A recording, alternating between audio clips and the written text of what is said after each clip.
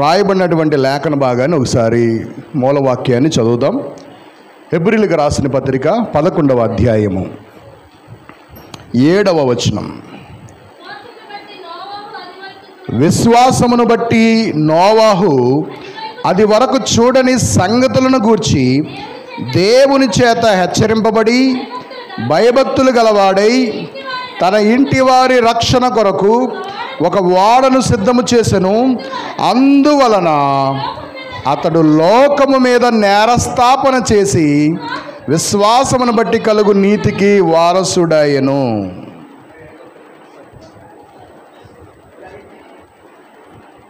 ఇక్కడ కూడా నోవాహు గురించి అతడు కూడా మన మీద నేరస్థాపన చేస్తాడు అనేటువంటి విషయాన్ని మనం ఇక్కడ చూస్తున్నాం.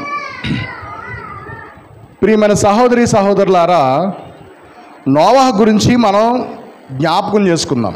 నీతిమంతుడైనటువంటి నోవాహు గురించి జ్ఞాపకం చేసుకుందాం. ఈ 3 రోజులు చాలా వేడివేడిగా వాక్యాలు విన్నాం. ఈ ప్రత్యేక సందర్భంలో సంఘ క్షేమాభివృద్ధి కూడికల్లో ముగింపు రోజు, చివరి రోజు, ఈ రోజున ఈ వ్యక్తిని మనం జ్ఞాపకం చేసుకోవాలి. ఇతనిలో నుంచి మాదిరికరమైనటువంటి విషయాలు మనం మన హృదయాలలో పదిలిపరుచుకోవాలి. నోవాహు గురించి మనం ఆలోచన చేసినప్పుడు అది వరకు చూడని సంగతులను గూర్చి దేవుని చేత హెచ్చరింపబడిన వాడై. నోవాహు అది వరకు జరగని సంగతులు ఏమి విన్నాడు దేవుని ద్వారా? నోవాహు కాలం వరకు భూమి మీద వర్షం కురవలేదు. గుర్తుపెట్టుకోండి. సముద్రాల్లోనూ, చెరువుల్లోనూ, లేకపోతే కాలువల్లోనూ ప్రవహించేటువంటి నీళ్లు ఒక ప్రళయము వలె వచ్చి మనుషులందరినీ నాశనం చేస్తుంది అనేటువంటి విషయం ఎప్పుడూ వినలేదు. నీళ్లు కూడా మనుషులు చంపుతాయా? నీళ్ళు మనం త్రాగుతాం కదా, మొక్కలకు వేస్తాం కదా, అది జీవనాధారం కదా, అది మనుషులను చంపుతుందా? ఒక స్వరం వింటున్నాడు, ఆ స్వరం చెప్తుంది అతనికి, కానీ వాటిని నేనేం చేశాడు? ఫాలో అయ్యాడు. ఎందుకంటే ఆ స్వరం ఎవరిదని నమ్మాడు? దేవుడు నాతో మాట్లాడుతున్నాడు అని గ్రహించాడు. అది వరకు అతడు విననటువంటి సంగతులవి ఆశ్చర్యంగా ఉన్నాయి అతనికి, కానీ నమ్మాడు అతను. అప్పటి వరకు వర్షం కురవలేదు, జలప్రలయం అనేది తెలియదు, కానీ దేవుని యొక్క స్వరం చెప్తా ఉండుంటే విన్నాడు. ఈ రోజున వాక్యంలో నుంచి చాలా విషయాలు దేవుడు మనతో మాట్లాడుతున్నాడు. ఇది వరకు మనం విననివి, ఒకవేళ విన్నా గ్రహించలేనివి, ఈ 3 రోజులు దేవుడు మనతో మాట్లాడుతూ వచ్చాడు. ఎంతమంది వాక్యానికి స్పందించారు? నోవాహును మనం జ్ఞాపకం చేసుకోవాల్సింది చాలా ప్రాముఖ్యమైనటువంటి సంగతులు. అతని లోతైన విశ్వాసము దేవుడు సెలవివ్వగా జరుగుతుంది అనేటువంటిది. దేవుడు నాతో మాట్లాడాడంటే ఆయన ఖచ్చితంగా చేస్తాడు గనుక ఆయన నన్ను ఏదైతే హెచ్చరించాడో ఆయన మాటల ప్రకారంగా నేను బ్రతకాలి. ఆయన చెప్పినట్టు నేను చేస్తే ఆయన చెప్పినట్టు ఆయన కూడా జరిగించగలడు గనుక దాని నుంచి తప్పించబడాలంటే ఆయన చెప్పినట్టుగా నేను చేయాలి. నాకు తెలిసి నీళ్ళ మీద పడవలాంటిది వెళ్తుందని కూడా నోవాహుకు తెలియదు. నీళ్ళ మీద ప్రయాణం చేయొచ్చు అని కూడా నోవాహుకు తెలియదు. నీళ్ళ మీద చెక్కతోటి ఒక పెద్ద ఓడ కట్టొచ్చని, ఆ ఓడలో అంతస్తులు కట్టొచ్చని, లగ్జరీస్గా తయారు చేయొచ్చని, అది నీళ్ళల్లో తేలేటువంటి బరువు, పరిమాణము, కొలతలు దేవుడు చెప్పినట్టుగా చేస్తే ఎంత పెద్ద జలప్రలయం వచ్చినా దానికి ఏమీ. ఇంతకుముందు విన్నాడా వీటన్నిటి గురించి? వాడంటే తెలుసా? అతను ఏదో భూమి మీద చెక్కలతో అతని కొడుకులు కుటుంబం అంతా ప్రయాసపడి కడతా ఉంటుంటే జనాలు అపహాస్యం చేశారు. అరే బుద్ధి లేనోడా, ఎవడైనా భూమి మీద ఇల్లు కట్టుకుంటాడు, నువ్వేంట్రా ఏదో పడవ కడుతున్నావేంటి? అర్థమవుతుందండి? బుద్ధి లేనోడి కింద, బుద్ధిహీనుడి కింద చూశారు. నిజమే. ఈ రోజున వాక్యం పట్టుకొని సువార్త ప్రకటిస్తున్న వారు లోకంలో ఉన్న జనాలకు ఎలా కనిపిస్తున్నారు? వెర్రి వాళ్ళుగా, పిచ్చి వాళ్ళలా కనిపిస్తున్నారు. అవునంటారు కాదంటారా? కానీ వాక్యం వెర్రిదా?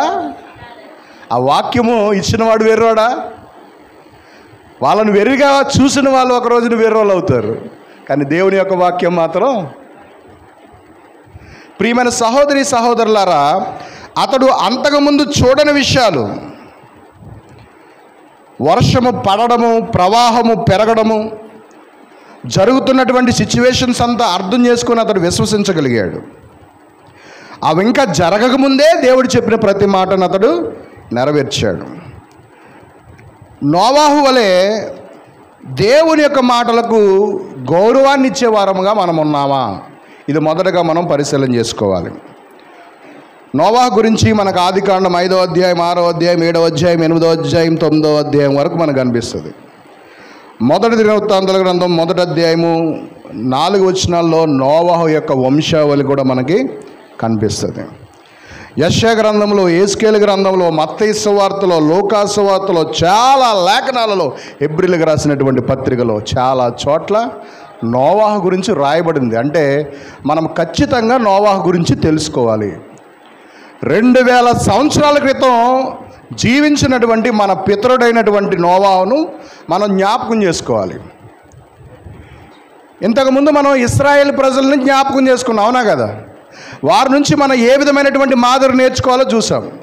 ఈ రోజున ఇశ్రాయేల్ ప్రజలు కాదు, మన పితరుడైనటువంటి నోవాహును జ్ఞాపకం చేసుకుంటున్నాం. అతడు రేపొద్దున మన మీద నేరస్థాపన చేస్తాడంట. ఏ విషయంలో? అతనికి మనకి ఉన్నటువంటి వ్యత్యాసం ఏంటి, గుణలక్షణాలు ఏంటి, ఒకసారి ఆలోచన చేద్దాం. నోవాహు అనేటువంటి మాటకు అర్థం చెప్తారా? నెమ్మది. అక్కడే ఉంది రాసి. నోవాహు అనే మాటకు అర్థం ఏంటి? నెమ్మదస్తుడు.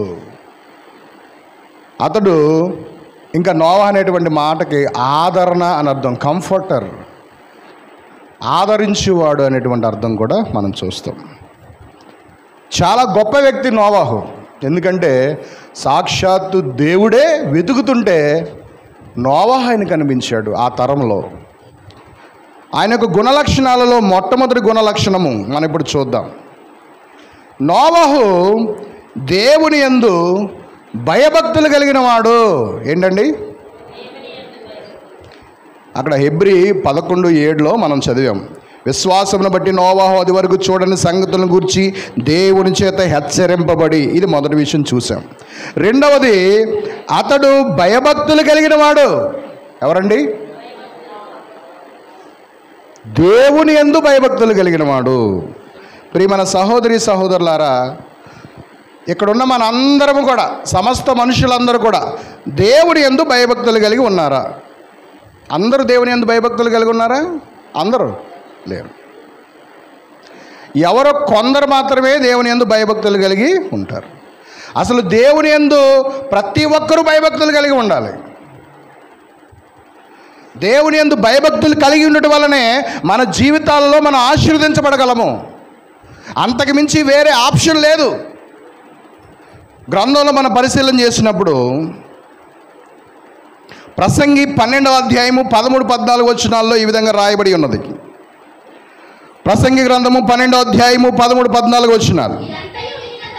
ఇదంతా వినిన తరువాత తేలిన ఫలితార్థము ఇదే, దేవుని యందు భయభక్తులు కలిగి ఆయన కట్టడలను అనుసరించి నడుచుకున్నటయే మానవ కోటికి విధి. మీరు ఎన్ని పుస్తకాలు చదివినా, ఎన్ని సందేశాలు విన్నా, ఎంతమంది దగ్గరికి వెళ్ళి మీరు ఏమి చేసినా, ఎన్ని గుళ్ళు తిరిగినా, ఎన్ని గోపురాలు తిరిగినా, ఎక్కడెక్కడికో తిరిగి మనశ్శాంతి కోసం మీరు గొప్ప గొప్ప కార్యాలు చేసినా, మీరు చేయాల్సిందేంటో తెలుసండి? దేవుని యందు భయభక్తులు కలిగి ఉండాలి. మరి ఈ విషయంలో మొట్టమొదటిగా మనకు ఎవరు కనిపిస్తున్నారు? నోవాహు కనిపిస్తున్నాడు. అతడు దేవుని యందు భయభక్తులు కలిగిన వాడండి. దేవుడు ఎవరు ఆయనకి తెలుసు. ఎలా తెలుసు? దేవుడు సమస్తమును దయచేయువాడు అని తెలుసు. దేవుడిని అడిగితే ఆయన ఇచ్చేవాడని తెలుసు. ఆయన యొక్క ఆజ్ఞల చొప్పున నడుచుకుంటే తనకు ఎలాంటి డోకా ఉండదని తెలుసు.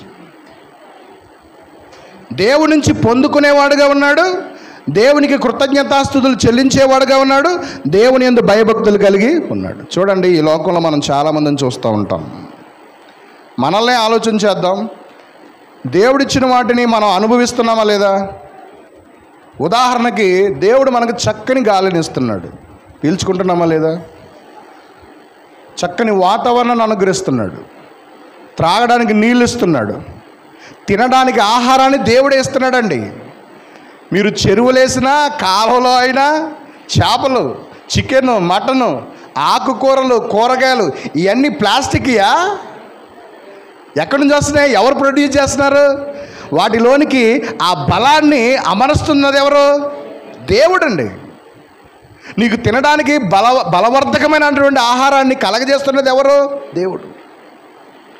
ఎవరైనా మనకి ఏదైనా ఒక సహాయం చేశారనుకోండి, రెగ్యులర్గా సహాయం చేస్తున్నారనుకోండి, ఉదయము, మధ్యాహ్నము, సాయంకాలము, రోజంతా నీ జీవితం అంతా సహాయం చేస్తూ ఉంటే అతన్ని నువ్వు ఏ విధంగా చూడాలి? కనీసం ఒకసారి ఒక 50,000 మనకు సహాయం చేశాడంటే అతను మనం ఎంతగానో చక్కగా అతనికి ఎక్కడో మన హృదయంలో స్థానం ఇస్తాం, అవునా కదా? అతను మనకి ఎంత సాయం చేసినా అడెవడో నాకు తెలియదు అన్నట్టుగా ఉంటే వాళ్ళని ఏమంటారు చెప్పాలి? కృతజ్ఞత లేని వాళ్ళు. మరి ఇప్పుడు దేవుడు మనకి ఇంత చేస్తున్నాడు కదా, దేవుని యందు మనము భయభక్తులు కలిగి ఉండకపోతే మనం ఎవరమి? ఇంకా పైపెచ్చి అంటాడు దేవద్వేషులు. రోమపత్రిక 1వ అధ్యాయము 30వ వచనం. రోమపత్రిక 1వ అధ్యాయము 30వ వచనం చదువుతామండి.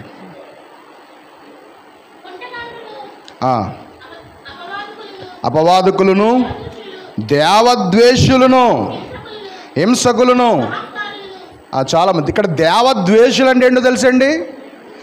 దేవుడిచ్చే వాటిని అనుభవిస్తూ దేవుని ఎరగని వారు, దేవుని యందు భయభక్తులు లేని వాళ్ళు.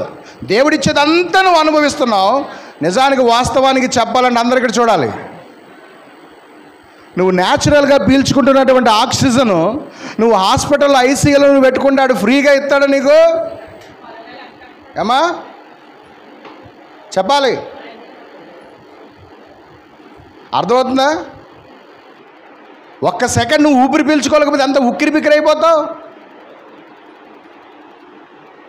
మరి దేవుడు నీకు ఇస్తున్న దాన్ని బట్టి మనం ఎలా ఉండాలి? ఆయన యందు భయభక్తులు కలిగి ఉండాలా వద్దా? ఆయన ఇస్తున్న దాన్ని అనుభవిస్తూ కూడా మనము ఆయన ఎరగము అన్నట్టుగా ఉన్నామంటే మనం దేవద్వేషులము. అంటే పాలిచ్చే రొమ్మునే గుద్దారు అంటారు చూడండి, ఆ టైపు. అలా మనం ఉండకూడదు. కానీ నోవహు దేవుని యందు భయభక్తులు కలిగిన వాడు కనుక ఆయన నుంచి మనం నేర్చుకోవాల్సినటువంటి మొట్టమొదటి గుణ లక్షణము, ఇదంతా మనం ఏదో చేసేసాము మనకి మహిమ దేవునికి మహిమ అంటే కాదు. మనము దేవుని యందు భయభక్తులు నిజంగా లేకుండా మనం ఎన్నో చేసినా కూడా అవి వ్యర్థమేనండి. దయచేసి దేవుని యందు మొదట మనము భయభక్తులు కలిగి ఉండాలి, ఆయన యందు విశ్వాసము కలిగి ఉండాలి.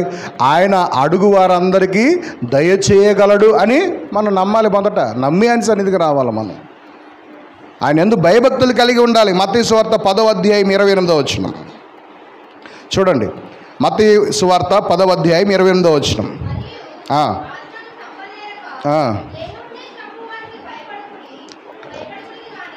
ఏంటమ్మా 28వ వచనం 10వ అధ్యాయం మత్తయి సువార్త చదవండి. ఆత్మను చంపనేరక, అది నాకు ఇందాక అది వినిపించలేదు. ఆత్మను చంపనేరక మన దేహాన్ని చంపు వారికి భయపడవద్దు, కానీ దేహము లోపల ఉంచినటువంటి ఆత్మను కూడా నరకములో నశింప చేయగలిగిన వాడు ఒకడు ఉన్నాడు. ఆయనకి ఎలా భయపడాలి మీరు? ఈ లోకంలో నిన్ను చంపుతానన్న వాడికి ఎంతలా భయపడతావు నువ్వు? అరే నువ్వు రోడ్డు మీదకి వచ్చావు, నేను ఎంత చూస్తానంటే అసలు ఈ రోడ్డు ఎక్కువ నువ్వు, అవునా కదా? కావాలంటే అన్నీ ఇంట్లోనే, అదే చెప్పబెట్టకుండా ఏ ఊరైనా పారిపోతావేమో తప్ప ఆడు చంపేస్తాడు అని భయం. దేవుడు అంటున్నాడు, ఈ లోకంలో నీ శరీరాన్ని నీ దేహాన్ని చంపే వారికి నువ్వు భయపడుతున్నావే, వారికి భయపడాల్సిన పని లేదు. నువ్వు భయపడాల్సింది ఎవరికో తెలుసా? నీలో ఒక ఆత్మ ఉంది చూసావా, నీ శరీరాన్ని నీ ఆత్మను కూడా నశింప చేయగలిగిన వాడు. ఆయనకి భయపడు. అయ్యా, ఈ లోకంలో నిన్ను చంపుతానని బెదిరించినోడు నీ ఆత్మను చంపగలడయ్యా. మరి నీ ఆత్మను నీలో పెట్టిన వాడే కదా దాన్ని నశింప చేయగలడు. మరి నువ్వు ఎవరికి భయపడాలి? ఆయనకి భయపడు. మనుషులకి ఏమాత్రమూ భయపడవసరం లేదు. నువ్వు దేవుని యందు భయభక్తులు కలిగి ఉంటే ఆయన నీ చుట్టూ ప్రొటెక్షన్ ఉంచుతాడు. నీ ఆత్మను నీ శరీరాన్ని కూడా ఈ లోకంలో నువ్వు ఎంతకాలం ఉండాలి అంతకాలం ఆయన నిన్ను బ్రతికించుకుంటాడు. ఆయనకి ఇష్టమైతే నిన్ను పిలుచుకుంటాడు. అది ఆయన ఇష్టం మీద ఆధారపడి ఉంది. కానీ మరణానికి భయపడిపోతున్నాం మనం, చావుకు భయపడిపోతున్నాం, అనారోగ్యానికి భయపడిపోతున్నాము, ఒక చిన్న నిందకి అవమానానికి భయపడిపోతున్నాము. ప్రియమైన దేవుని బిడ్డలారా, మనం భయపడాల్సింది నిజమైన సత్య దేవునికి. ఆయన యందు మనం భయభక్తులు కలిగి ఉండాలి. అది గమనించాడు ఎవరండి? నోవాహు. దేవుని యందు భయభక్తులు కలిగి ఉన్నాడు. మనం చూసినప్పుడు అన్నిటికంటే అందరికంటే ఎక్కువగా నీ భర్త అంటే వణుకుపోతూ ఉంటావు. నీ భర్తను కూడా లాగిపెట్టి మార్చగలిగినటువంటి దేవునికి భయపడాలి మనం మొదట. అవునా కదమ్మా? ఎవరినైనా మార్చగలడు ఆయన. ఎవరి జీవితాలైనా తారుమార్చే సెకండ్లో, కన్నురెప్పపాటులో మనలను మార్చగలిగిన గొప్ప దేవుడు ఆయన. ఆయనకి భయపడదాం. ఇంకా చెప్పాలంటే అమ్మా, ఈ తరంలో మనం దేవుని యందు భయభక్తులు కలిగి ఎందుకు లేమో చెప్పనా? జాగ్రత్తగానండి. ఈ తరంలో మనం ఎందుకు దేవుని యందు భయభక్తులు కలిగి లేమో తెలుసా? మన చుట్టూ ఉన్న వాళ్ళు కూడా ఆ టైపే. నువ్వు అటు చూడు ఇటు చూడు, అందరూ ఇలా ఇదే బ్యాచ్. ఈ బ్యాచ్లో మనం ఏంటి? గుంపులో గోవింద్ అంతే అనకూడదు కానీ. అవునా కదా? వాళ్ళతో పాటు కొట్టుకుపోతున్నాం అంతే. కానీ నోవాహు తరాన్ని ఒకసారి చూద్దాం. నోవాహు తరం ఎలాగుందో తెలుసా? ఆయన బ్రతుకుతున్న రోజులు ఎలాగుందో ఒకసారి మనం చదువుదాము. 2వ పేతురు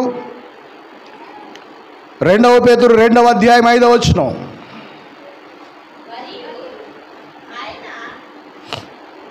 చదువమ్మా. పూర్వకాలముందున్నటువంటి లోకమును విడిచిపెట్టక. ఎలాంటి లోకం అంటే అది? భక్తిహీనుల సమూహము.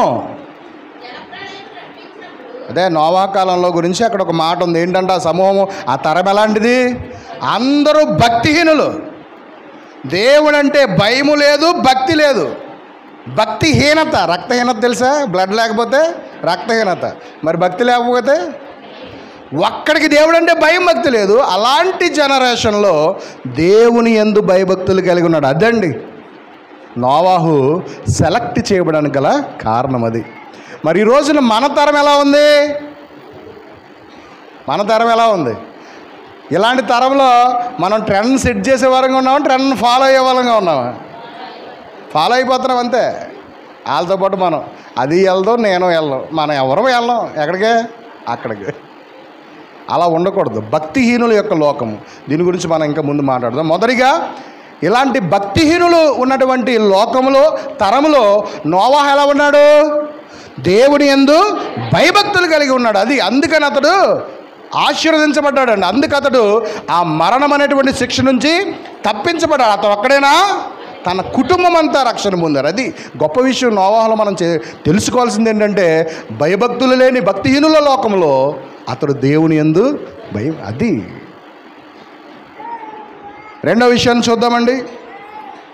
నోవాహు నీతిపరుడు. ఏంటండి? ఎవరైనా ఎక్కడుంది? అక్కడే. విశ్వాసమును బట్టి కలుగు నీతికి వారసుడాయను. నోవాహు నీతిపరుడయ్యాడంట. ఎలా నీతిపరుడయ్యాడు? ఒకసారి ఆదికాండం 6వ అధ్యాయం 9వ వచనం దగ్గరికి రండి. ఆదికాండము హెబ్రీలు 11 అక్కడే పెట్టుకొని, నోవాహు వంశావళి ఇదే. నోవాహు నీతిపరుడును తన తరములో నిందారహితుడై ఉండేను. చాలమ్మా అయ్యా, విన్నారా? నోవాహు నీతిపరుడు, నిందారహితుడు, తన తరములో మర్చిపోయారా? చదవండి.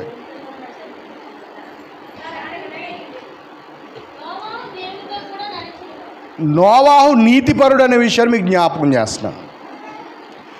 దేవుడే సాక్ష్యం ఇస్తున్నాడు నోవాహు గురించి. పరిశుద్ధాత్ముడు మాట్లాడుతూ నోవాహు నీతిపరుడు అని చెప్తున్నాడు.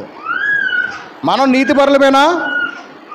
ఒకసారి నోవాహుని పక్కన పెట్టి మనల్ని కూడా పక్కన పెడదాం. నోవాహు ఎలా నీతిపరుడు అయ్యాడు? మనము నీతిపరులమేనా? ఒకసారి ఆలోచన చేద్దాం. జాగ్రత్తగా వినండి అయ్యా. బైబిల్లో ఉన్నటువంటి ఒక గొప్ప వ్యక్తిని 2000 సంవత్సరాల క్రితమే అతడు దేవుని యందు భయభక్తులు కలిగిన వాడుగా విశ్వాస వీరుల జాబితాలో మొదటి స్థానంలో ఉన్నాడు ఆ వ్యక్తి. ఆ వ్యక్తిని గురించి మనం ఆలోచన చేస్తున్నాం. చూడండి, ప్రతి కుటుంబానికి కొన్ని కట్టుబాట్లు ఉంటాయి. ఉంటాయా ఉండవా? అమ్మా చెప్పాలి. నా కుటుంబానికి కొన్ని కట్టుబాట్లు ఉంటాయి. మీ కుటుంబాల్లో ఒక్కొక్క కుటుంబానికి ఒక్కొక్క కట్టుబాటు ఉంటుంది. ఒక్కొక్క పేటకి ఒక్కొక్క కట్టుబాటు ఉంటుంది. ఒక్కొక్క గ్రామానికి ఒక్కొక్క కట్టుబాటు ఉంటుంది. ఒక్కొక్క మండలానికి, ఒక్కొక్క జిల్లాకి, ఒక్కొక్క రాష్ట్రానికి, ఒక్కొక్క దేశానికి ఆ విధంగా రకరకాల కట్టుబాట్లు ఉంటాయి. ఉంటాయా ఉండవా? రకరకాల నీతి న్యాయాలు ఉంటాయి. ఉంటాయా ఉండవా? కానీ వీటన్నిటికీ ప్రత్యేకముగా దేవుని నీతి న్యాయం అని ఒకటి ఉంది. అవునా కదా? ఇది ఏ దేశం వెళ్ళినా, ఏ ప్రాంతం వెళ్ళినా, ఏ కుటుంబాలకు వెళ్ళినా వర్తిస్తుంది. అది యూనివర్సల్గా ఉంది. కానీ మన పేటలో ఉన్న న్యాయం పక్క పేటకి వెళ్ళేసరికి మారిపోతుంది. మనుషుల కట్టుబాట్లు, వ్యవహారాలు, పద్ధతులు ఏమైపోతాయి? అరే మనిషికే మారిపోతున్నాయి, కుటుంబానికే మారిపోతున్నాయి. కానీ దేవుని నీతి న్యాయములు అనేవి ఎక్కడైనా ఒకే విధంగా ఉన్నాయి. అవి మార్పు చెందనివి. అలాంటి నీతి న్యాయములు అనుసరించాడు కనుక అతడు నీతిమంతుడిగా ఎంచబడ్డాడు. అయ్యా, ఎన్ని సంవత్సరాలు చక్కగా దేవుని సన్నిధికి వస్తున్నాం, ఎన్నో నీతి న్యాయాలు అన్నావు దేవుని. మరి ఫాలో అవుతున్నావు అయ్యా? అమ్మా ఫాలో అవుతున్నారా? విన్నాము, విడిచిపెట్టేస్తున్నాం. వినిన దాన్ని విడిచిపెట్టే వారంగా మనం ఉండకూడదని ఈరోజు దేవుడు తన వాక్యం ద్వారా మనతో మాట్లాడుతున్నాడు. మీరు విని విడిచిపెట్టేవారుగా ఉండక అంటున్నాడు ఆయన. వాటిని గైకొని పాటించే వారంగా ఉండాలని ఆయన మనల్ని కోరుతున్నాడు. ప్రియమైన దేవుని బిడ్డలారా, కనుక కుల కట్టుబాట్లు, మత కట్టుబాట్లు, పేట కట్టుబాట్లు ఇవన్నీ ఫాలో అవుతున్నావే. దేవుని కట్టుబాట్లు ఎప్పుడైనా ఫాలో అయ్యావా? అది నీతి. ఈ కుల కట్టుబాట్లు, మత కట్టుబాట్లు, పేట కట్టుబాట్లు మన నీతిమంతులుగా చేస్తాయా? ఒకవేళ అందరూ నిన్ను గొప్ప అంటారేమో, నిన్ను అందరూ నాయకుడు అంటారేమో, అందరూ నిన్ను పెద్ద అంటారేమో, అందరూ నిన్ను మంచోడు అంటారేమో, అందరూ నిన్ను దేవుడు అంటారేమో. అవునా కదా? కానీ నువ్వు నీతిమంతుడు అనిపించుకోవాలంటే మాత్రం దేవుని న్యాయ విధిని నువ్వు పాటించాల్సిందే. యేస్కేలు గ్రంథం 14:14 ఒకసారి తీయండి అమ్మా. యేస్కేలు గ్రంథం 14:14. నోవహు, సరే 13వ వచనం చదవండి ముందు. నరపుత్రుడా, ఏ దేశమైతే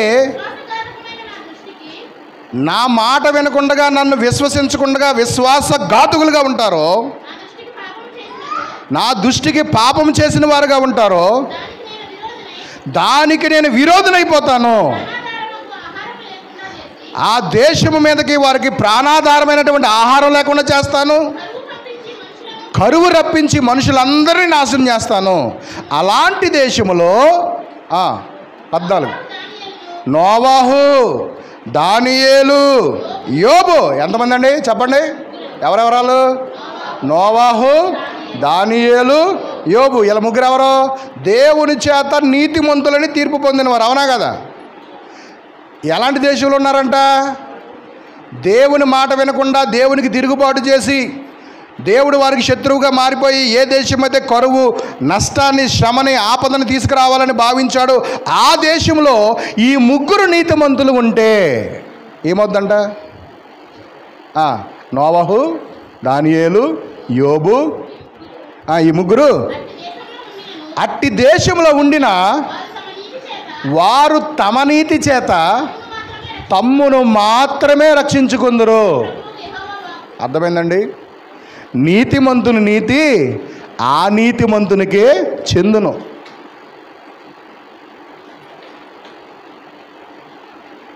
కనుక ప్రియమైన సహోదరి సహోదరులారా, నోవాహు నీతిపరుడని తీర్పు నొందాడు. అతడు దేవుని నీతిని బట్టి నడుచుకున్నాడు. ఆయన నీతి న్యాయములను అనుసరించాడు. ఏంటి ఇంతకే నీతి అంటే ఏంటి? అక్కడ నోవాహు నీతి అంటే ఏంటి? యేసుకేలు 14:14లో అలాంటి భయంకరమైన దేశంలో వీళ్ళ ముగ్గురు ఉంటాయి, వీళ్ళ ముగ్గురే రక్షణ పొందుతారట. ఎందుకు?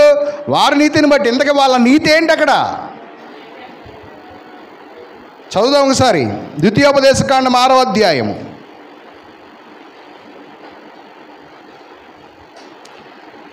ద్వితీయోపదేశకాండం 6వ అధ్యాయము 24-25 వచనాలు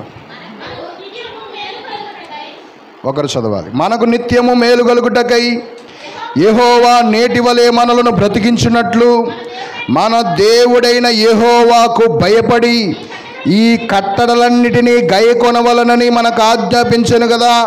మన దేవుడైన యెహోవా మనకు ఆజ్ఞాపించినట్లు ఆయన సన్నిధిని సమస్తమైన ఆజ్ఞలను అనుసరించి మనము నడుచుకున్నప్పుడు మనకు నీతి కలుగును. పితరుల కాలం అండి. మనం మాట్లాడుకునేది ఎవరి గురించి? పితరుల గురించి మాట్లాడుతున్నాం. మొదట నోవాహు గురించి మాట్లాడుతున్నాం. కానీ యేసుకేలులో మనం ముగ్గురిని చూస్తున్నాం. ఎవరెవరాలు? నోవాహు, దానియేలు, వీళ్ళు మన పితరులే, అవునా కదా? వాళ్ళు ఎలా నీతిమంతులయ్యారయ్యా? దేవుని యొక్క కట్టడలను, దేవుని మాటలను శ్రద్ధగా విని అనుసరించడం వలన వాళ్ళు నీతిమంతులయ్యారు. మరి నీ నీతి ఏంటయ్యా? నువ్వు చేసే గొప్ప గొప్ప పనుల వల్ల నువ్వు నీతిమంతుడని అనిపించుకోవచ్చు లోకంలో, కానీ దేవుని చేత నీతిమంతుడని అనిపించుకోవాలంటే నోవాహులాగా దేవుడు చెప్పిన మాటలు వినాలి. విన్నారా? ఎంతమంది విన్నారు? ఎంతమంది నిద్రపోయారు? ఈ 2 రోజుల్లో నిద్రపోయారంటే కళ్ళు తెరిచి కూడా నిద్రపోయే వాళ్ళు ఉంటారు. ఎందుకంటే ఇలా మనసు ఎక్కడ ఉంటుంది? అక్కడెక్కడో ఉంటుంది. బాడీ మాత్రం ఇక్కడే ప్రజెంట్, మైండ్ హిమాలయ పర్వతాలకు కూడా వెళ్ళిపోతుంది. మనము దేవుని యందు భయభక్తులు కలిగి ఆయన కట్టల ప్రకారంగా నడుచుకోవడమే నీతి. పితరులు పాత నిబంధన అనుసరించారు, దేవుని యొక్క ఆజ్ఞలను అనుసరించారు, ఆయన స్వరాన్ని విని ఆయన చెప్పినట్టుగా నడుచుకున్నారు. మనకైతే ఆయన క్రొత్త నిబంధన అనుగ్రహించాడు, మరి శ్రేష్టమైనది దానికంటే, అవునా కదా? మరి దీన్ని మనం అనుసరించాలా వద్దా? ఈ క్రొత్త నిబంధనను, దేవుని యొక్క మాటలను మనం అనుసరించడం వల్ల మనం ఏమవుతాము? నీతిమంతులుగా మార్చబడతాము. మరి నోవాహు నీతిపరుడు అని సాక్ష్యాన్ని పొందాడు. మరి నీవు నేను నీతిమంతులమని సాక్ష్యం పొందాలా వద్దా? ఖచ్చితంగా పొందాలి. కనుక ప్రియమైన సహోదరి సహోదరులారా, ఆయన మాటలు, ఆయన ఆజ్ఞలను బట్టి నడిస్తేనే మనం నీతిమంతులుగా మార్చబడతాం. ఆయన నమ్మాలి. మొదట 2 విషయాలు మనం చూసాము. నోవాహు దేవుని యందు భయభక్తులు కలిగిన వాడు. నోవాహు నీతిపరుడు. 6వ అధ్యాయం 9వ వచనం మళ్ళా రండి, ఆదికాండం. తర్వాత 3వ విషయం, నోవాహు నీతిపరుడు. తర్వాత ఏముందమ్మా? 6వ అధ్యాయం 9వ వచనం ఆదికాండం. ఆదికాండం 6:9 చదవండి. నోవాహు నీతిపరుడును తన తరములో నిందారహితుడై. హెబ్రీ 11:7 చూసినప్పుడు అతడు దేవునితో నడిచినవాడు అనేటువంటి విషయాన్ని కూడా మనం చూస్తున్నాం. ఇక్కడ 6వ అధ్యాయం 9వ వచనంలో కూడా మనం చూస్తాం అతడు దేవునితో నడిచాడు అని. దేవునితో నడవడం అంటే ఏంటి? 3వ విషయం, దేవునితో నడుచుట. నిందారహితుడి గురించి కూడా మనం ఆలోచన చేద్దాము. 3వ విషయము, నోవాహు దేవునితో నడిచినవాడు. అయ్యా అమ్మా, దేవునితో నడవడం అంటే ఏంటి? అంటే పైనుంచి దేవుడు వచ్చాడు, ఇద్దరు చేయబట్టుకుని నడుచుకుంటూ వెళ్ళారా? ఆయన చెప్పినట్టు ఆయనతో నడవడం అంటే ఆయన చెప్పినట్టు. అంటే ఈ లోకంలో మనకు కొంతమంది సలహాలు ఇచ్చేవాళ్ళు ఉంటారు, అవునా? కొంతమంది స్నేహితులు ఉంటారు, శ్రేయోభిలాషులు ఉంటారు. కొన్ని విషయాలు మనం వాళ్ళని సలహా అడిగినప్పుడు వాళ్ళ ఒక విషయాన్ని మనకి చెప్తారు. ఈ సమస్యలో నువ్వు ఇలా ఉండాలిరా అబ్బాయి, ఇలా చేయాలమ్మా అని చెప్పినప్పుడు మనం ఏం చేస్తాం? వాళ్ళు చెప్పినట్టుగా, అంటే ఇప్పుడు మనం ఏం చేసాము? వాళ్ళ ఆలోచన చెప్పినా నడుస్తున్నాం. నోవాహు దేవునితో నడిచాడంటే ఏంటి అర్థం? దేవుడు ఈయనతో నడుచుకుంటూ వెళ్ళారని కాదు, దేవుని గైడెన్స్ బట్టే నడుచుకుంటూ వెళ్తున్నాడు. ఇంకా ఎవరి మాట ఎందామన్నా? ఈ లోకం అంతా ఎలా ఉంది? భక్తిహీన లోకం భయంకరంగా ఉంది. భక్తిహీనుల మాటలు మనం ఎన్ని వాళ్ళ మార్గంలో నడిచా మనకి ఎలాగుంటుందండి? మొదటి కీర్తనలోకి వెళ్ళిపోతుంది మన పరిస్థితి. దుష్టుల ఆలోచన చెప్పిన నడవద్దయ్యా. మరి ఎవరు ఆలోచన చెప్పి నడవాలి సార్? దేవుడు. నోవాహు దేవునితో నడిచాడంటే నువ్వు ఎవరి ఆలోచన బట్టి నడుస్తున్నావు? నీ స్నేహితులు నీకు మంచి కోరి నీకు మంచి ఆలోచనలు ఇస్తే వాళ్ళు చెప్పినట్టుగా మనం నడుచుకోవడం తప్పేమీ లేదు. నీ శ్రేయోభిలాషులు, పెద్దలు, కుటుంబ సభ్యులు, సేవకులు మంచి విషయాలు చెప్తుంటే వారు చెప్పినటువంటి మాటలను బట్టి నడుచుకోవడం వల్ల తప్పేమీ లేదు. కానీ వీళ్ళు కరెక్ట్గా సలహా ఇవ్వగలరా? పొరపాట్లు కూడా జరిగే అవకాశం ఉన్నది. కానీ దేవుడు ఆయన కరెక్ట్గా డైరెక్షన్ ఇస్తాడు, అవునా కదా? ఆయన మాటలు ఎలాగుంటాయంటే నిన్ను కుడికైనను ఎడమకైనను గోతిలోనైనను పడిపోయేలా చేయవు. ఎక్కడ నడిపిస్తాయి? తిన్ననైన మార్గంలో నడిపిస్తాయి. అది కరెక్ట్ డైరెక్షను. గూగుల్ మ్యాప్ పెట్టుకుని వెళ్ళాడు ఒక ఆయన, హైదరాబాద్ నుంచి వస్తున్నాడు, సగినేటిపల్లిలో మీటింగ్స్, మేమందరం వెళ్ళిపోయాం. ఒక నైట్ అంతా ప్రయాణం చేశాడు. నరసాపురం అక్కడికి వచ్చాడు. ఎక్కడికే? ఆ పంటి దగ్గరికి వచ్చాడు. గూగుల్ మ్యాప్ ఏమని చూపిస్తుంది? ఇలాగ వెళ్ళిపోవాలని చూపిస్తుంది. కానీ అక్కడ ఏముంటుంది? అక్కడ కారు ఆపి పంటెక్కి వెళ్ళాలి. అర్ధరాత్రి 12 అయింది. సర్రపని వచ్చేసాడు, కిందకి వెళ్ళిపోయాడు. బ్రేక్ వేసాడు సడన్గా. ఎందుకు? అక్కడ వంతులు లేదు. లేకపోతే ఏమవును? గూగుల్ మ్యాప్ ఏమంటుంది? దారి చూపించేస్తుంది. పంటి లేకపోయినా వంతులు లేకపోయినా వెళ్ళిపో అంటుంది అది. ఆయన వెళ్ళిపోయి ఉంటే సుమారు లేదంటే ఒక 5 ఆదరణ గుడికలు జరిగిపోయి జ్ఞాపకార్థ గుడికలు. కానీ దేవుడు ఎలాగ ఆపాడంటే వాళ్ళని కరెక్ట్గా అలా డౌన్లో ఆపి మళ్ళా వెనక్కి బ్రేక్ చేసుకొని, అప్పుడు వాళ్ళు అక్కడ ఉన్న వాళ్ళని అడిగితే, అయ్యా ఇది వెళ్ళదండి, చించినాడ బ్రిడ్జ్ మించి వెళ్ళాలి. ఆయన పొద్దున గొప్ప సాక్ష్యం చెప్తున్నాడు. ఈ లోకంలో నావిగేషన్ వ్యవస్థ కొన్నిసార్లు మనల్ని చాలా తికమక పెట్టుద్ది. ఆర్టిఫిషియల్ ఇంటెలిజెన్స్ని వాడుతున్నారా? దాని గురించి తర్వాత చెప్తాను. భయంకరమైన పరిస్థితుల్లోకి వెళ్తాం మనం. ఆ టెక్నాలజీ అస్సలు సేఫ్ కాదు.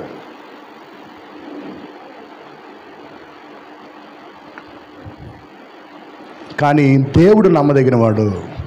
ఆయన నమ్ముకున్నవారు ఎప్పుడు కూడా తమ మార్గాన్ని తప్పిపోయిన వారు కాదు. నీతిమంతులు సింహం వలె ధైర్యంగా ఉంటారు.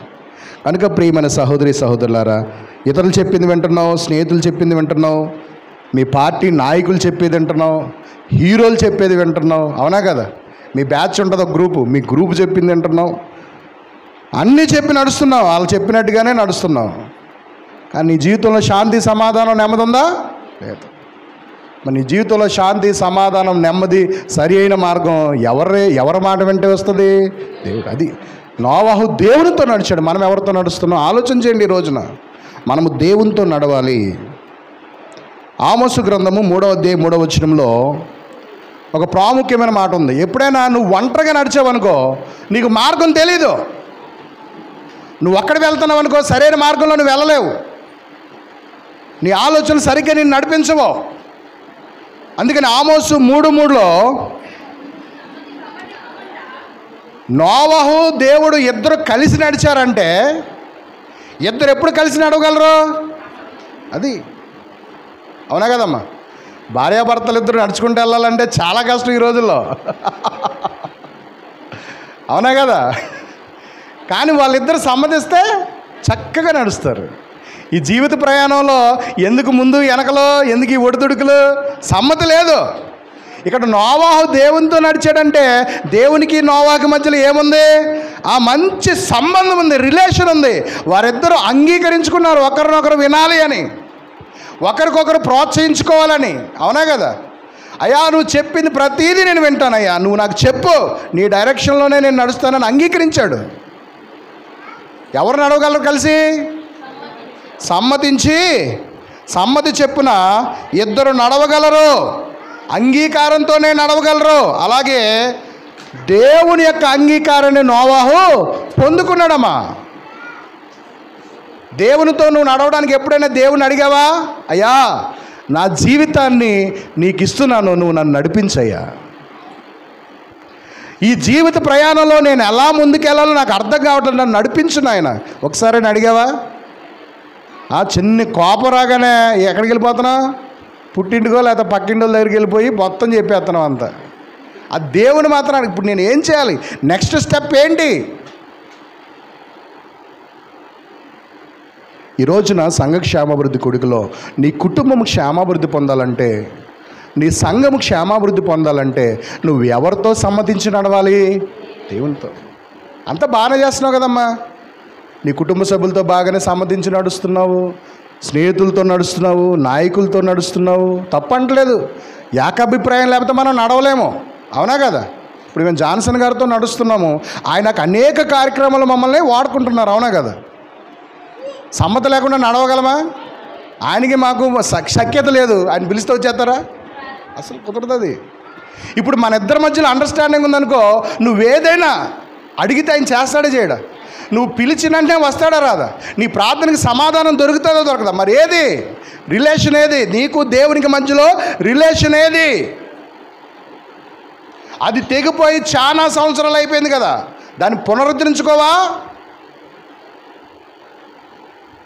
ఫోన్ డెడ్ అయిపోయింది, స్విచ్ ఆఫ్ అయిపోయింది, ఏం చేయాలి? ఛార్జింగ్ పెట్టాలి. ఎలా ఎక్కుద్ది ఛార్జింగ్? ఆ పవర్ సప్లైకి కనెక్ట్ అవ్వాలి మనం. మన దేవుడు సమస్తాన్ని ఇచ్చేవాడు, సప్లయర్ అయినా, ప్రొవైడర్ అయినా. నీకు కావాలంటే నువ్వు ఎవరి దగ్గరికి వెళ్ళాలి? యూట్యూబ్లో చూసి ఫోన్ వెనకాల ఇది ఆకు పెడుతుంటే ఛార్జింగ్ ఎక్కేద్దాం, ఆకు పెట్టుకుని కూర్చో. అలా చేస్తున్నాం మనం, పవర్ సప్లై దగ్గరికి వెళ్ళట్లా కదండి. నోవాహు దేవునితో నడిచాడు. నోవాహు దేవుని యొక్క మాటకు అంగీకరించాడు, సమ్మతించాడు. అయ్యా నువ్వు చెప్పినట్టే నేను నడుస్తాను, నా జీవితంలో నా సొంత చిత్తం లేదయ్యా, నువ్వు చెప్పిన మాటలు బట్టి నేను నడుస్తానయ్యా. అర్థమవుతుందండి? ఈ రోజున దేవుని మాటలు ఒకవేళ డైరెక్ట్గా నీకు అర్థం కాకపోతే, దేవుని మాటలు నీకు అర్థం చేసేలా దేవునికి నీకు మధ్యవర్తిగా సేవకుడు ఉన్నాడు కదా, సేవకుడిని ఏ విషయంలో సంప్రదించావా? వెంటనే నా దగ్గరికి వెళ్ళి ఎంత పెద్ద తాయెత్తు కట్టేశావు, అది చాలా బాధ అనిపిస్తుంది. నువ్వు ఎవరితో సహవాసం చేస్తున్నావు? ఎవరు ఆలోచన బట్టి నడుస్తున్నావు నువ్వు? ఆ తాయెత్తు వెనకాల ఉన్నవాడు ఎవడో ఆడితో తిరుగుతున్నావు నువ్వు. అది భయంకరమైనటువంటి స్థితి. నోవాహు దేవునితో నడిచాడు, మనం కూడా దేవునితో నడిచేవారముగా ఉండాలి. ప్రియమైన దేవుని బిడ్డలారా, ఎప్పుడు ఇద్దరు నడుస్తారంటే ఇద్దరు సమ్మతించినప్పుడే. మనకి ఇంకొక అతను కనిపిస్తాడు ఆదికాండం 5వ అధ్యాయంలో. ఎవరతను? ఆదికాండం 5లో ఒక అతను దేవునితో నడిచాడమ్మా. ఎవరతను? చదవండి, ఎక్కడున్నాడు ఆయన? 5వ అధ్యాయంలో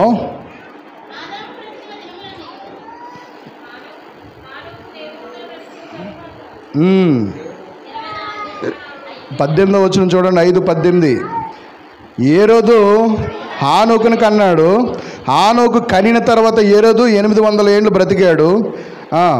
తర్వాత 21. హానోకు 60 ఏండ్లు బ్రతికి మెతుషెలను కన్నాడు.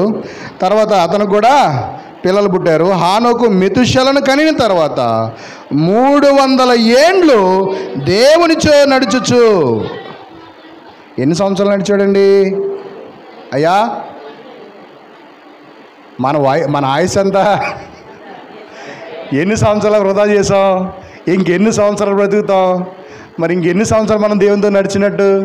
రాసుకోండి, మీ ఇంట్లో గోడ మీద ఒక పేపర్ అతికిచ్చి నేను దేవునితో నడిచిన సంవత్సరాలని ఈరోజు డేట్ వేసుకో. ఒక్కరోజైనా నడవగలవా ఆయన వాక్యాన్ని బట్టి? అమ్మా, నిజంగా దేవుని యందు సమ్మతించి అంగీకరించి నడిచినటువంటి హానోకును మనకు ఉదాహరణగా చూపిస్తున్నాడు. ఎన్ని సంవత్సరాలు నడిచాడంట? 300 సంవత్సరాలు నడవగా దేవుడు అబ్బా నేను చెప్పినట్టు యాజ్ ఇట్ ఈజ్గా చేస్తున్నాడు. ఇద్దరు ఎక్కడ ఉండాలి? నాతో ఉండాలి. తీసుకెళ్ళిపోయాడు అంతే. ఇప్పుడు దేవుడి మాట అంటే మనల్ని కూడా తీసుకెళ్ళిపోతాడని భయపడుతున్నారా? ఎంత సంతోషం అండి అది! అంతకు మించిన భాగ్యం ఉంది అసలు. ఎంత సంతోషం నిజంగా. హానోకు పొందుకున్నటువంటి భాగ్యాన్ని మనం పొందుకోగలమా? పొందుకోగలం. కానీ మనం ఆ విధంగా హానోకు నడిచినట్లుగా మనం నడుస్తున్నామా? అబ్రహాము గురించి కూడా మనం చూసాం. అబ్రహాము కూడా దేవుడి సన్నిధిలో 17వ అధ్యాయం ఆదికాండం.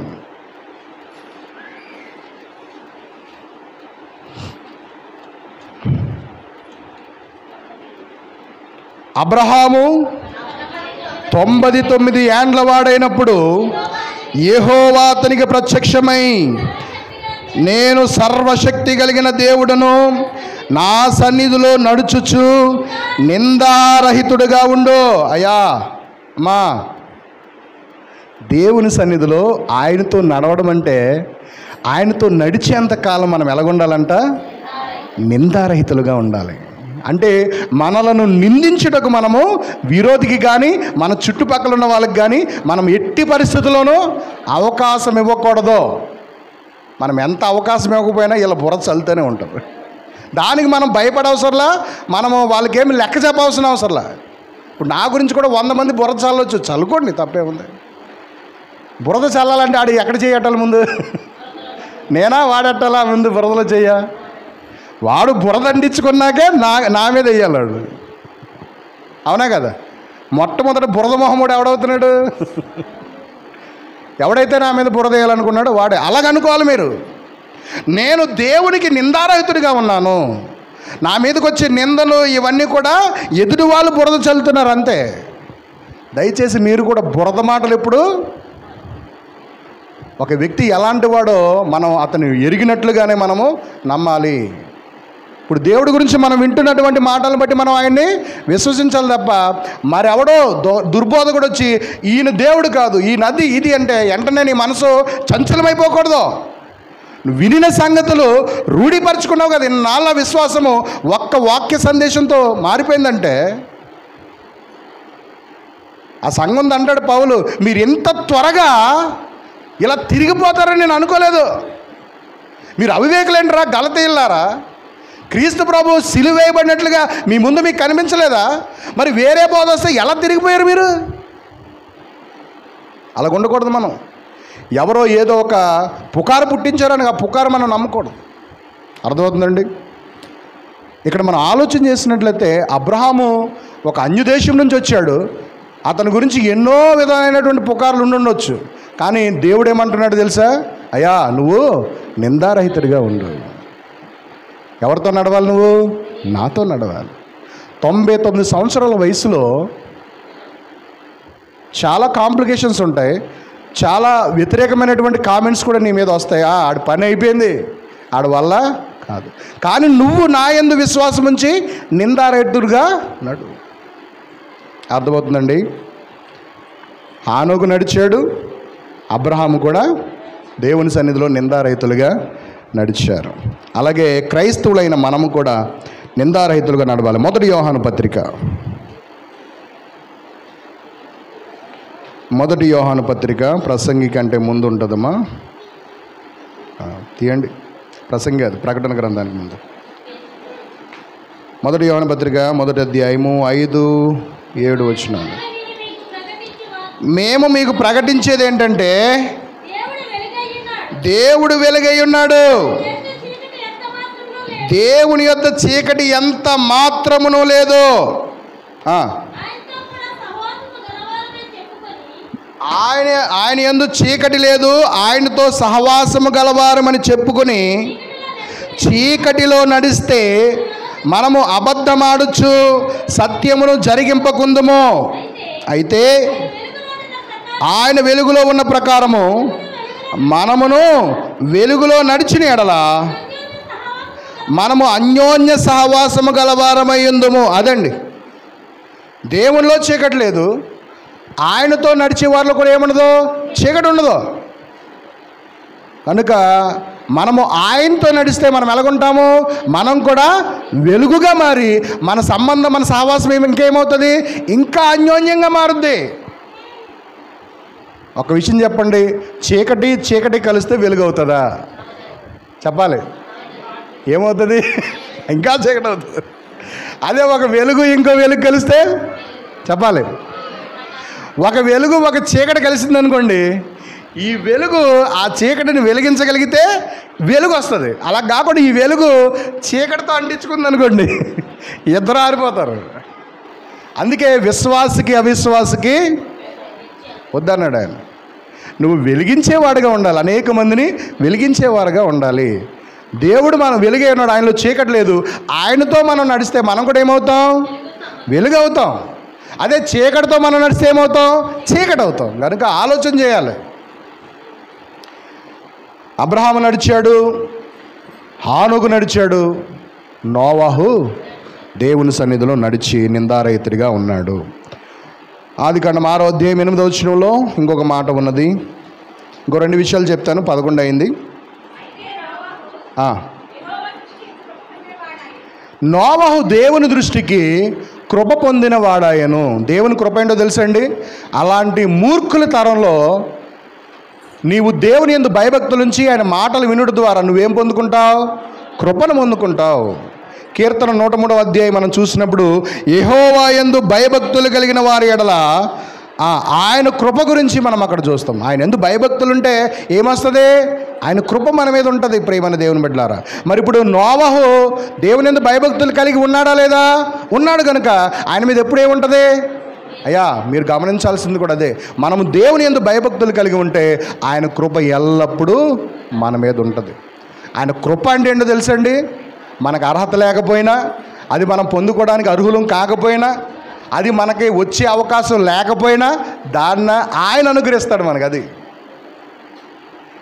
నువ్వేదో చేయాలనుకుంటున్నావు, ఏదో సక్సెస్ అవ్వాలనుకుంటున్నావు, ఏదో కట్టాలనుకుంటున్నావు, నీ వల్ల కావట్లా, ఇంకా చూస్తే నీ దగ్గర అసలు క్వాలిఫికేషనే లేదు, కానీ అది నువ్వు కట్టుకోగలిగేలా, అది నువ్వు పొందగలిగేలా, అది నీకు వచ్చేలా చేశాడంటే అది ఎవరిదే? దేవుని కృప. అది మనం గమనించుకోవాలి ఎల్లప్పుడు సహోదరి సహోదరులారా. నోవాహు దేవుని కృప పొందినవాడు. ఇంకా 5వ విషయాన్ని చెప్తాను, ఇంకతో ముగించుకుందాం. ఆదికాండం 6వ అధ్యాయం 9వ వచనంలో తన తరములో నోవాహు ఎలా ఉన్నాడండి? నిందారహితుడిగా ఉన్నాడు. ఏంటండి? తన తరమంతటిలో నిందారహితుడిగా ఉన్నాడు. నోవాహు తరం ఎలాంటిదో మనం చూసాం. ఇందాక అబ్రహాం విషయంలో కూడా మనం చదివాము. ఏమంటున్నాడు దేవుడు? అబ్రహాం, నా సన్నిధిలో నాతో నడుస్తూ నువ్వు నిందారహితుడిగా ఉండని కోరుకుంటున్నాడు. నోవాహు గురించి ఏం సాక్ష్యం ఇస్తున్నాడు? నోవాహు తన తరములో నిందారహితుడిగా ఉన్నాడని చెప్తున్నాడు. కనుక ప్రియమైన దేవుని బిడ్డలారా, మనం ఎలా ఉండాలి? అది ఇక సంఘంలో పెద్దల గురించి కూడా మాట్లాడుతూ తిమోతితో ఏం చెప్పాడు? సంఘ పెద్దలు నిందారహితులై ఉండాలి. మీ మీద ఇదిగో పలానా పెద్ద ఇది తినేసాడు, పలానా పెద్ద అది చేసాడు అని ఎవడో మన ముందు మాట్లాడకూడదు. సంఘ పెద్ద అనేవాడు నిందారహితుడిగా ఉండాలి. కావాలంటే ఆ సంఘాన్ని మనము ఏలే వరంగా ఉండాలి, కాచే వరంగా ఉండాలి, వారికి సరైన మేత పెట్టే వరంగా ఉండాలి, వారిని రక్షించే వరంగా ఉండాలి. కానీ నువ్వే భోజనం చేస్తున్నావు, నలుగురు ఏం చూపిస్తున్నారు? ఏలేటి చూపిస్తున్నారు, ఇదిగో పాలానోడు ఇదేని. సంఘ పెద్ద నిందారహితుడిగా ఉండకూడదని దేవుడు కోరుతున్నాడు. నిందించుటకు విరోధిగా మనము అవకాశం ఇవ్వకూడదు. తిమోతి పత్రిక 1 తిమోతి 5వ అధ్యాయము 14వ వచనం చదువుదాం. యవన స్త్రీలు వివాహం చేసుకోవాలమ్మా, పిల్లల్ని కనాలి, చక్కగా తన భర్తతో అత్తమామలతో కుటుంబాన్ని చక్కగా కట్టుకోవాలి.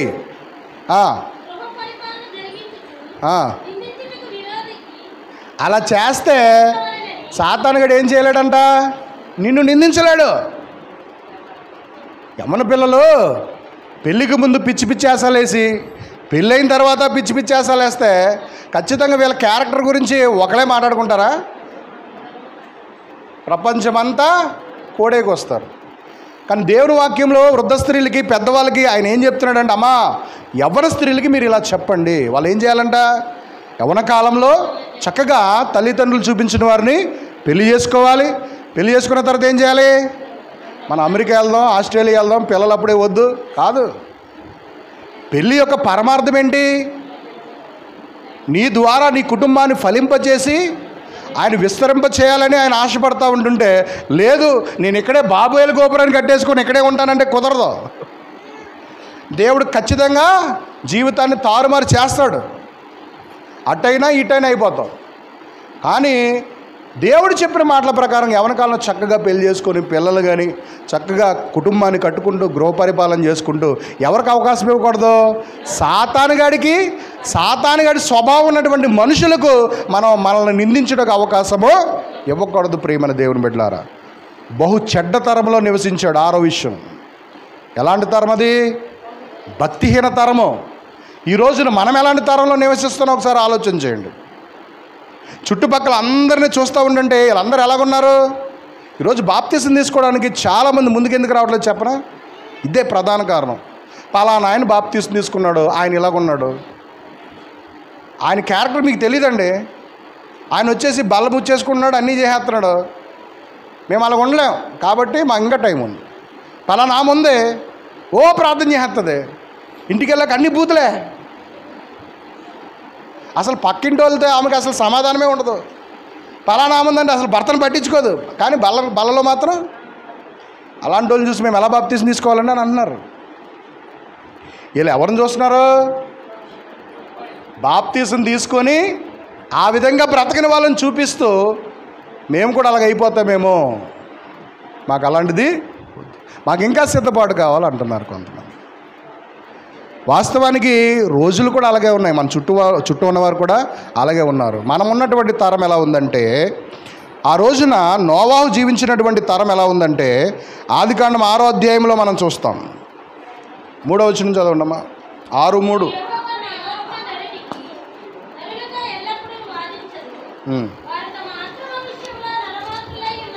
ఏంటంట వీళ్ళు ఎలాంటి వాళ్ళంట?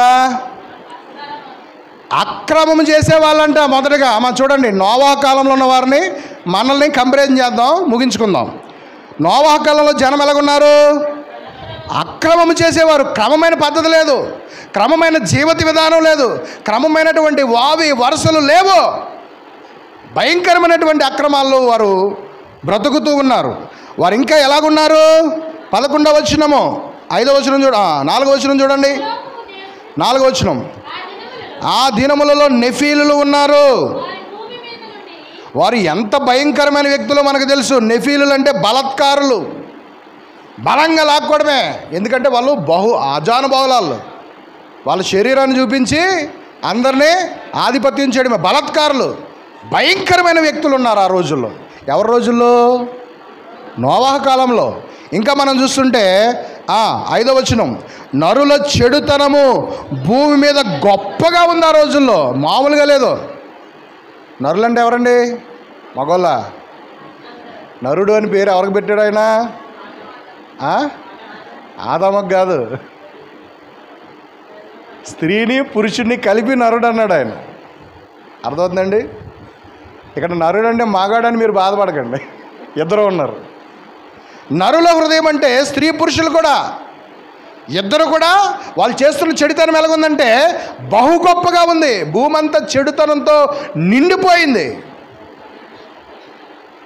భూమి ఎంత భారం అయిపోయిందంటే ఆ పాపపు కంపు భరించలేనంతగా భూమి మొరపెడుతుంది, తండ్రి నేను ఇలా భరించలేనయ్యా. మనం చూస్తున్నాం అక్కడ 4వ వచనంలో, 5వ వచనంలో, వారి హృదయం యొక్క తలంపులలోని ఊహ అంతా ఎల్లప్పుడూ కేవలము చెడ్డదే. వారిని చేసినందుకు దేవుడు సంతాపపడ్డాడు, ఏడ్చాడండి. అయ్యా, మనుషులను చేసినందుకు దేవుడు ఏం చేశాడంట? ఏడ్చాడు లిటరల్గా. నేను నా పోలికలో నా గుణ లక్షణాలతో చేసుకున్నానే, వీళ్ళు ఎలా తయారయ్యారు? నాకే కన్నీళ్ళు తెచ్చేంతగా తయారయ్యారు. ఎంత భయంకరమైనటువంటి దుర్మార్గులు, బలత్కారులు, అక్రమార్గులు. భూమి భరించలేనంతగా పాపం పెరిగిపోయింది. అలాంటి రోజుల్లో, అలాంటి దినాలలో ఒక్క నీతివంతుడు కనిపించడం నిజంగా అసాధ్యం కదండి. కానీ ఉన్నాడు. అప్పుడు దేవునికి ఇంకా ఎంత సంతోషం ఇవ్వాలి. నోవాహును చూసి అతను బాధ అంతా మర్చిపోయాడు. నిజంగా ఎంత సంతాపడ్డాడని ఉంది ఇక్కడ, అవునా కదా? ఎంత బాధపడ్డాడు. ఆ జనాభా అంతా చూసి బాధపడిన దేవుడు నోవాహును చూసేసరికి ఆయన కొంచెం మనసులో నెమ్మది పడ్డాడు. ఆయన నెమ్మదించాడు. నోవా గురించి ఆయన సాక్ష్యం ఇస్తున్నాడు. అతడు నిందారహితుడు, నీతిమంతుడు, పరిశుద్ధుడు, దేవుని యందు భయభక్తులు కలిగినవాడు. తన తరములో. మన తరం ఎలాంటిదండి? ఇప్పుడు చూశారు కదా నోవా తరం ఎంత భయంకరంగా ఉందో. ఇప్పుడు మన తరం మనం చూసినప్పుడు ఫిలిప్పీ 2వ అధ్యాయము 14-15 వచనాలు. ఫిలిప్పీలకు రాసిన పత్రిక 2వ అధ్యాయం 14-15 వచనాలు. చాలమ్మా. వంకర జనం ఎవరండి వీళ్ళు? సరైన మార్గంలో వెళ్ళరు. ఎటు వెళ్తారు వీళ్ళు? వంకర దగ్గరికి వెళ్తూ ఉంటారు వీళ్ళు.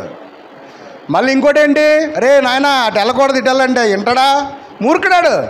మాట విన్నోడు ఎవడండి? మూర్ఖుడు. ఆడు మూర్ఖుడు, పైపెచ్చి ఏం చేస్తున్నాడు? వంకర టింకర నడుస్తున్నాడు. ఎవరైనా చెప్తుంటే ఏంటన్నాడా? వినట్లా. మూర్ఖులకు వక్ర చర్మ మధ్యలో ఉన్నారు మీరు. ఇంకా చూద్దాం, అపోస్తుల కార్యం 2:40. అపోస్తుల కార్యములు 2వ అధ్యాయం 40వ వచనం.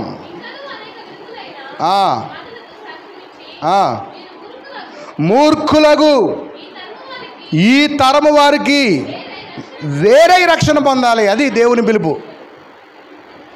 నా స్నేహితుడు ఎలాగున్నాడుగా అంటే నీ స్నేహితునితో నువ్వు కూడా అటే పోతావు. నీ స్నేహాన్ని నువ్వు మార్చుకోవాలి. మూర్ఖులకు ఈ వంకర జనానికి మనం ఏమవ్వాలంట? దూరం అవ్వాలి. వారికి వేరవ్వాలి. మనం ప్రత్యేకించబడిన వారము, మనము దేవుని పిల్లలము. కనుక ఈ మూర్ఖత్వంలో నుంచి, మూర్ఖులకు ఈ తరంలో నుంచి మనం ఏమవ్వాలా? సెపరేట్ అవ్వాలి. వాళ్ళతోనే ఉంటామంటే కుదరదు. ఎంతవరకు ఉండాలి? పని వరకు, నీ బాధ్యతను నెరవేర్చే వరకు వాళ్ళతో మనం కలిసి పని చేయాలి. కానీ పరిశుద్ధత విషయంలో, దేవుని యందు భయభక్తుల విషయంలో, నిందారహితమైన విషయంలో, తర్వాత నోవాహు గురించి మనం ఆలోచన చేస్తున్నాం కదండి.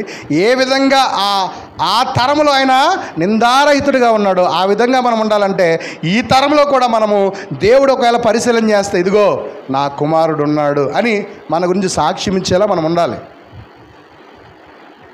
అది మనం చేయగలమా? 2వ కొరింథీ పత్రిక 6వ అధ్యాయము, 2వ కొరింథీ పత్రిక 6వ అధ్యాయము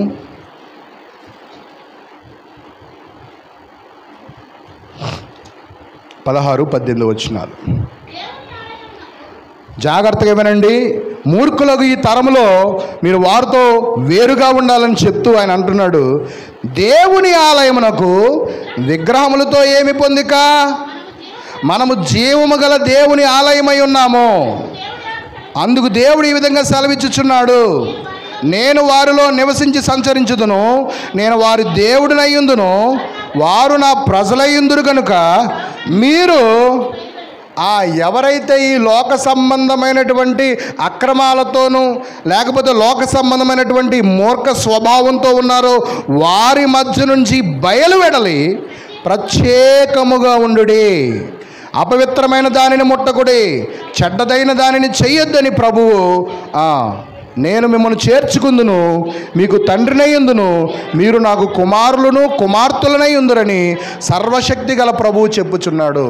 ఆ రోజున మూర్ఖ తరం నుంచి, భక్తిహీన తరం నుంచి నోవాహు ఏ విధంగా అయితే సెపరేట్గా ఉండి నీతిమంతుడిగా జీవించాడో ఈ భయంకరమైనటువంటి మూర్ఖ తరంలో నుంచి మనము కూడా బయలు వెడలి ప్రత్యేకముగా దేవుని బిడ్డను నేను, దేవుని కుమార్తెను నేను అని మనము బ్రతకగలిగితే ఆ సర్వశక్తి కలిగినటువంటి దేవునికి నిజమైనటువంటి కుమారులముగా కుమార్తెలుగా మారతామని ఆ ప్రభువే వాగ్దానం చేస్తున్నాడు.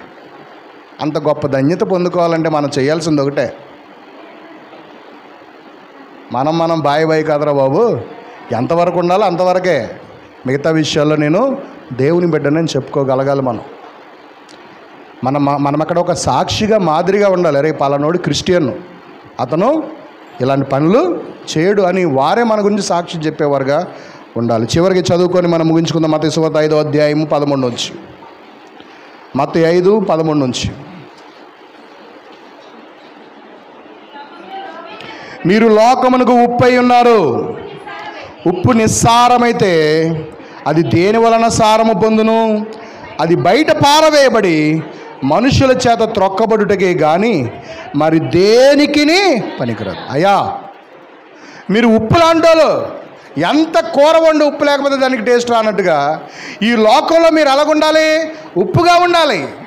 ఈ లోకంలో మీరు ఎలాగుండాలి? వెలుగుగా ఉండాలి అని దేవుడు కోరుతూ ఉన్నాడు. దేవుని పిల్లలమైన, దేవుని కుమారులము కుమార్తెలమైన మనము ఈ మూర్ఖులకు వంకర జనములో మనం ప్రత్యేకింపబడిన వారమై ఉప్పుగాను సారమిచ్చేవారముగా, వెలుగుగాను వెలుగును పంచేవారముగా ఉండాలని దేవుడు కోరుతున్నాడు. నోవాహు అలా ఉన్నాడా లేదా చెప్పాలి.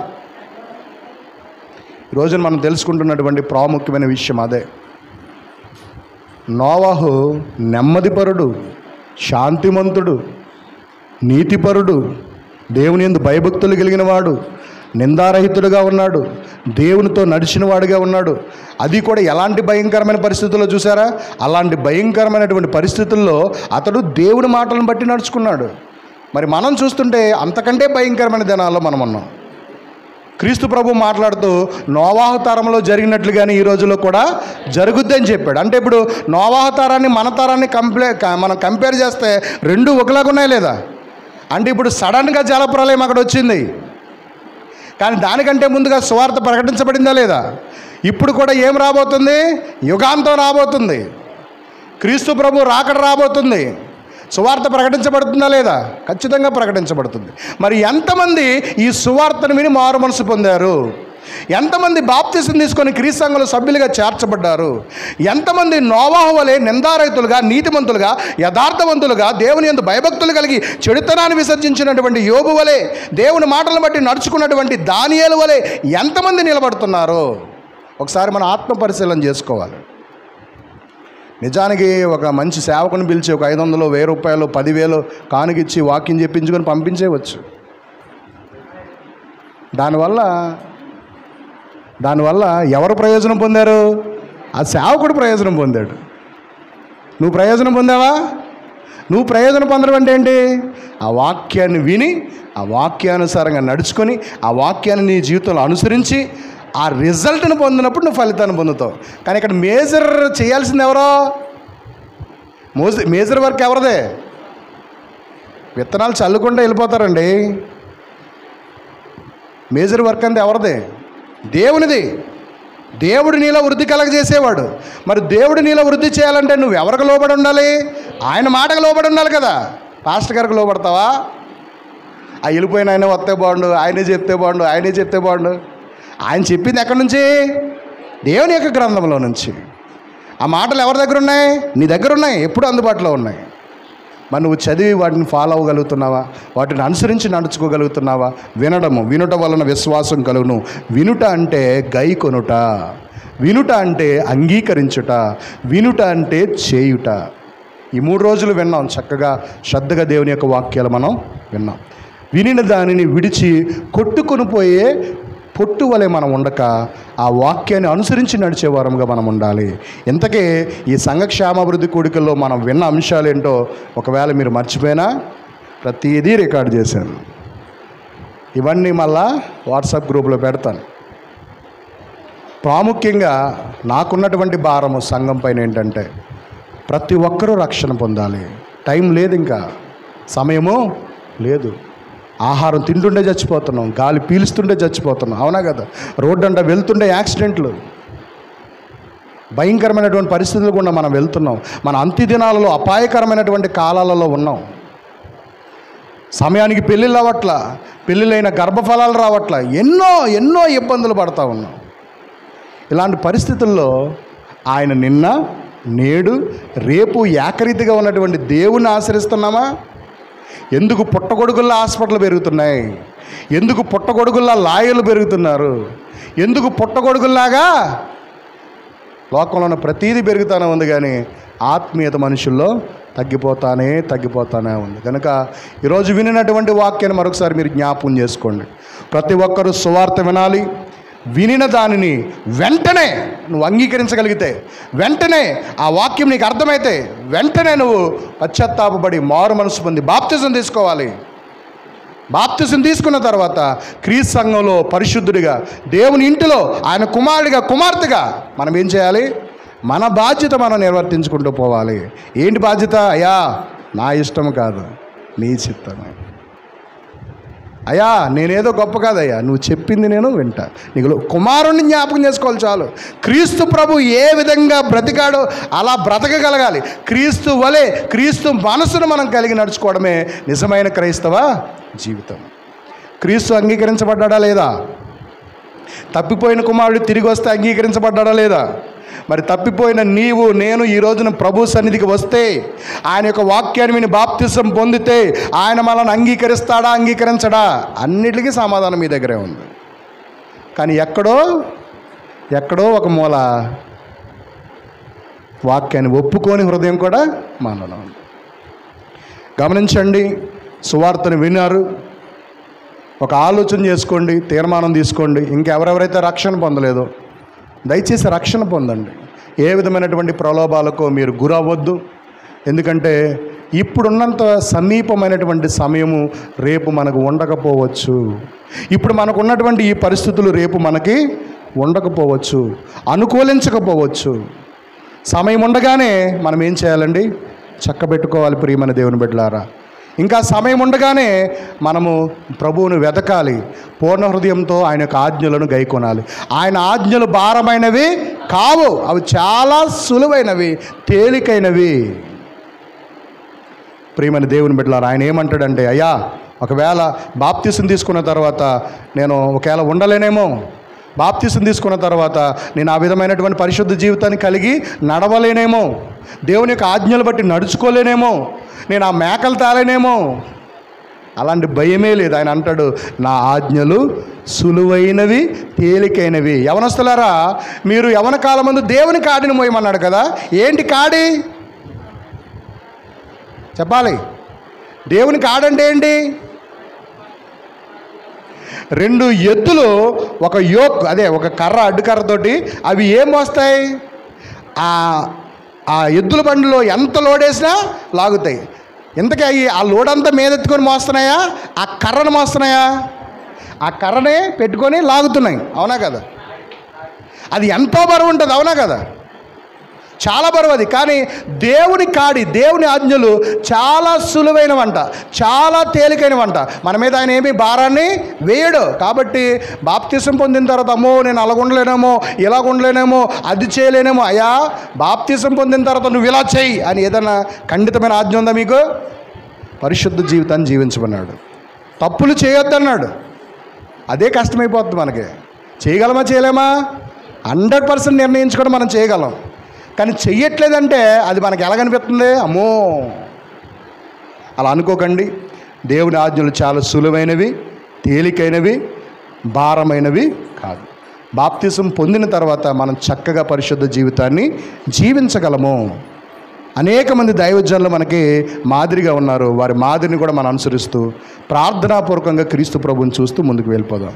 దయచేసి ఇంకెవరైనా బాప్తిసం పొందాలని అనుకుంటే మీరు మీ పేర్లు తెలియపరచాలని 3వసారి మీకు ప్రకటన చేస్తూ ఈ యొక్క వాక్యాన్ని ముగిస్తున్నాను. అలాంటి కృప దేవుడు మనకు అనుగ్రహించును గాక.